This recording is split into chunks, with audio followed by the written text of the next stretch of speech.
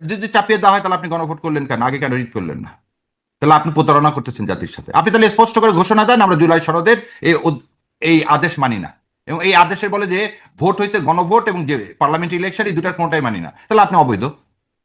তাহলে এই জাতীয় সংসদ যে আগামী রবিবার থেকে চলবে এটা তো অবৈধ সংসদ। আপনি তো সাইন করলেন রে ভাই, আপনি তাহলে সাইন এটা তো তারা করলেন মানে, এটা কেন অবৈধ? এটা তো সবাই মানে জাতীয় না না, সংসদের তাহলে কাছে। মানলে আপনি ডাকতেছেন না কেন? 10 ধারা অনুযায়ী আপনি তাহলে সংসদ অধিবেশন ডাকতেছেন না যে? আপনি মানলেন, তাহলে আবার আবার একটা জিনিস দেখেন, 13 তারিখ। তারা তো আসলে সংবিধান অনুযায়ী সব করবে, সেটা তারা বলছে যে সংবিধান লঙ্ঘন করবে না, বা বিএনপির বক্তব্য যা শুনছি। আচ্ছা, বিএনপির বক্তব্য কোন সংবিধানের? কাল মাসুদ ভাইয়ের বিদ্যমান সাথে সংবিধান। আমাদের এই সংবিধানের মধ্যে তো আপনি নাই। এই সংবিধানে ইন্টারিম গভর্নমেন্ট আছে নাই? ইন্টারিম গভর্নমেন্ট মাসুদ ভাই এসে দিচ্ছে। এই গণভোট আছে নাই? 29 সালের আগে এই ভোট আছে নাই? আপনি প্রাইম মিনিস্টার, আপনি একটা জিনিস, স্পিকার সাহেব কোথায় আছে?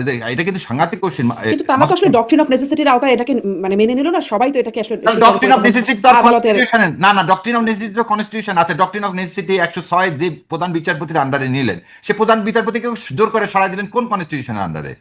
ও বেচারার কি দোষ? প্রধান বিচারপতি যদি বলেন যে রাষ্ট্রপতি তো একটা পদ, তো প্রধান বিচারপতিও তো একটা পদ, তো তাকে সরাই দিলেন। শেখ হাসিনাও বুঝলাম ফ্যাসিস্ট, শেখ হাসিনাকে সরাই দিলেন, তাহলে মোস্তাকের মতো ওখান থেকে একজন এমপিকে আপনি প্রধানমন্ত্রী বানাতেন কনস্টিটিউশনের মধ্যে থেকে, আপনি কেন প্রধানমন্ত্রী হলেন?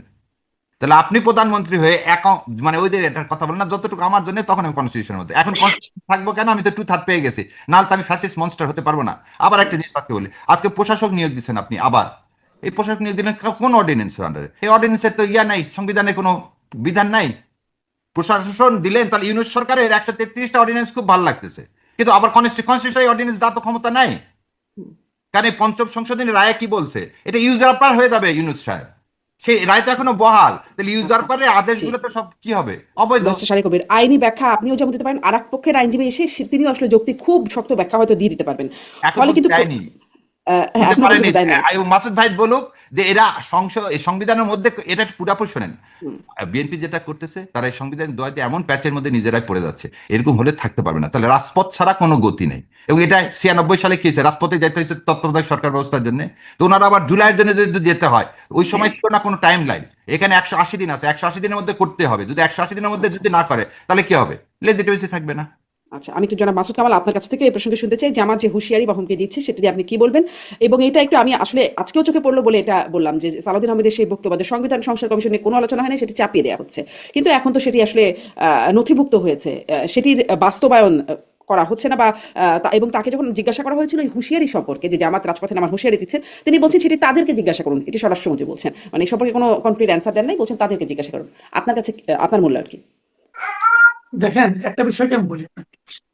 আমাদের এই সংবিধান নিয়ে, সংবিধানটা এমন ভাবে হ্যান্ডেল করা হয়েছে যে এখন আপনি এটাকে এদিকেও ব্যাখ্যা দিতে পারেন, ওদিকেও ব্যাখ্যা দিতে পারেন।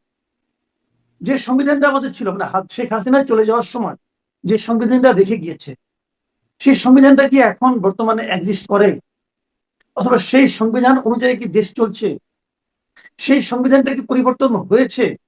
বিষয়গুলো খেয়াল করেন। কিন্তু যদি সেই সংবিধানটা এখনো এক্সিস্ট করে থাকে, সচল থেকে থাকে, জীবিত থেকে থাকে, তাহলে বিএনপির প্রত্যেকটা কর্মকাণ্ড নিয়ে আপনি প্রশ্ন করতে পারেন, জামাতের প্রত্যেকটা কর্মকাণ্ড নিয়ে আপনি প্রশ্ন করতে পারেন, অন্তর্বর্তীকালীন সরকারকে তো অবৈধ বলতেই পারেন।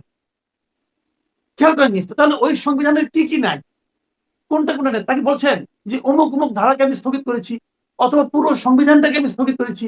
কেউ কে পর্যন্ত বলেছে? বলেনি। অন্তর্বর্তীকালীন শুরু থেকেই পর্যন্ত প্রতিজ্ঞা করেছিল যে বলার জন্য যে আমাদের এই সরকারটা সাংবিধানিক সরকার। একটা সাংবিধানিক সরকারের প্রধান দায়িত্বটা কি? সংবিধানকে সমুন্নত রাখা। অন্তর্বর্তী সরকার কি সংবিধানকে সমুন্নত রেখেছে? রাখেনি তো। প্রত্যেকটা জায়গায় এখন আপনি যত দিন সামনের দিকে যাবে, তত এই জটিলতা বাড়তে থাকবে। জামাত যে কাজটা করতে চাচ্ছে এখন, মাঠে নামবে কিন্তু কিন্তু এবং মাসুদ তাদের যে কামাল, একটু বক্তব্য। আমি একটা লাইন একটু যুক্ত করে থাকি। সংবিধানের উপরে এত কথা বলা হচ্ছে যে অন্তর্বর্তী সরকার কি সংবিধান পুরোপুরি মেনেছে?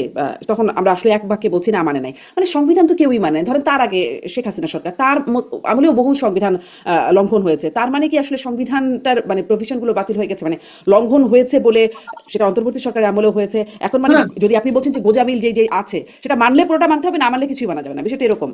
না, না মানলে কিছুই মানা যাবে না আমি তা বলি নাই, তবে পুরোটাই মানতে হবে এটি। এখন বলবেন আপনি যে একটা খুব প্রচলিত একটা শব্দ আছে যে ডক্ট্রিন অফ নেসেসিটি, ওইটাও ঠিক। এখন সময়ের প্রয়োজন আমরা ঠিক। আমি একটা ছোট্ট একটি এক্সাম্পল দিই আপনাকে। ধরেন আমি রাস্তা দিয়ে হাঁটতেছি, আমার পাশে এক সুন্দরী মহিলা হাঁটতেছে। হঠাৎ করে আমি দেখলাম যে মহিলার সামনে একটা কাদা মাখা নর্দমার মতো আছে, বাট উনি খেয়াল করেন নাই। উনি খেয়াল না করে ওখানে পা দিতে যাচ্ছিলেন, আমি চট করে ওনার হাত ধরে টান দিয়ে ওনাকে ওখানে পা দিতে আটকালাম। তো আমি কিন্তু সময়ের প্রয়োজনে ওনাকে বাঁচালাম, তাই না? হুম, হুম, এখন এইটা যদি আপনি সাপোর্ট করেন, আর আমি যে কোনো মহিলা দেখলে হাত ধরে টান দেই, তাহলে ওটাকে ডক্টর অফ নেসেসিটি হবে? হবে না। আমি যদি বলি তখন ধরলাম, তখন তো কিছু বলেন নাই ভাই, তখন তো হুম, প্রশংসা করছেন, এখন কোনো প্রশংসা করছেন না, এখন কেন আমাকে চট থাপড় মারতেছেন? সবসময় হবে না এই কথা। আমি সেটাই বলছি যে সময়ের প্রয়োজনটা এক একজন এক একভাবে ফিল করতেছে। একজন বলতেছে সময়ের প্রয়োজনে ইলেকশন হচ্ছে, সময়ের প্রয়োজনে গণভোট হচ্ছে, সময়ের প্রয়োজনে অমুকটা হচ্ছে, সবই হচ্ছে। আবার যখন নাকি যে সংবিধান সংস্কার পরিষদ গঠন করতে হচ্ছে এবং তার যখন মেম্বার হিসেবে শপথ দিতে বলা হয়, তখন বলে এটা তবে সংবিধানের নাম নিব না। মানে যার যার সুবিধা অনুযায়ী সে সংবিধানটাকে ব্যবহার করতেছে। আপনি কি করবেন? তবে আমি একটা কথা বলি, শুনেন, এইগুলি আলোচনা করলে সারাদিন আলোচনা করতে পারবেন, কোনো সমাধান নাই। কিন্তু যেই দিন উপদেষ্টা হওয়ার পর নাহিদ ইসলাম বললেন যে আমি বঙ্গবন্ধুকে জাতির পিতা মানি না, যেদিন বললেন, যেই দিন মাহফুজ আলম বঙ্গভবন থেকে শপথ দিয়ে ওইখানে বসে বঙ্গবন্ধুর ছবি দেওয়াল থেকে নামালেন, ওই দিনই তো ওনারা সংবিধান লঙ্ঘন করলেন কিনা? এবং ওইটা নিয়ে কি পরবর্তী কোনো সময় মামলা হতে পারে না? পারে, কিন্তু সংবিধান লঙ্ঘনের মামলা হতে পারে। এখন এইগুলো ধরলে অনেক কিছু, আর যদি বলেন আমি ধরবো না, ধরেন না, কোনো সমস্যা তো নাই, এটা তো মহাভারত অশুদ্ধ হয়ে যাবে না। বিষয়টা হলো আমি বলি আপনাকে, মানে যে কাজগুলি জামাত, আমাদের মূল যে বক্তব্যটা ওইভাবে ধরাধরি করলে জামাত যে পদক্ষেপ নিচ্ছে তারা এটা নিতে পারে, লজিক আছে। বিএনপি যে কাজটা করতেছে, বিএনপির লজিক আছে। এখন লজিক্যাল থেকে মারামারি করে সমাধানটা কি? আমার বক্তব্যটা হলো কি, সমাধানটা কি? এই মুহূর্তে সবচেয়ে বড় সমাধান হলো যত শীঘ্র সম্ভব সংবিধানটাকে পরিবর্তন করে একটা জায়গায় নিয়ে আসা। এটা হলো সমাধান, যত দ্রুত সম্ভব একটা জায়গায় নিয়ে আসা, এবং আনার পর তারপর সেই সংবিধানকে আপনারা সবাই মেনে চলবেন। তখন আমরা বলবো হ্যাঁ এটা তো আপনাদের সংবিধান, এটা আপনারা সবাই মেনে চলেন। এই হলো সমাধান। এখন এই সমাধানের এটা কিন্তু সবাই মানবে, মানার পর আমরা বলবে যে কিভাবে আমি সমাধান করবো, কিভাবে আমি সংশোধন করবো, এটা নিয়ে আবার আলোচনা। আলোচনাগুলি চলতে থাকুক, আমার কোনো সমস্যা নাই, কিন্তু আলোচনা করতে যে প্লিজ পাবলিককে ডিস্টার্ব করেন না আপনারা। আমরা কিন্তু রাজনৈতিক শক্তির উপর ভরসা করতেছি, কি জামাত, কি এনসিপি, কি বিএনপি, আমরা কিন্তু পলিটিক্যাল যে ফোর্স তার উপর ডিপেন্ড করতেছি। আমরা যারা জনগণ আছে আমরা বলতেছি যে আপনারা দেশটাকে চালান। এখন আপনারা যদি মারামারি করেন তাহলে আমাদের মধ্যে কি হবে? আমরা কিন্তু রাজনৈতিক শক্তির উপর আস্থা হারিয়ে ফেলবো, সেটা কিন্তু ভয়ঙ্কর। ওটা যেন না হয়। আমার কথা হলো আপনার লজিক নিয়ে আলোচনা করেন, কথা বলেন।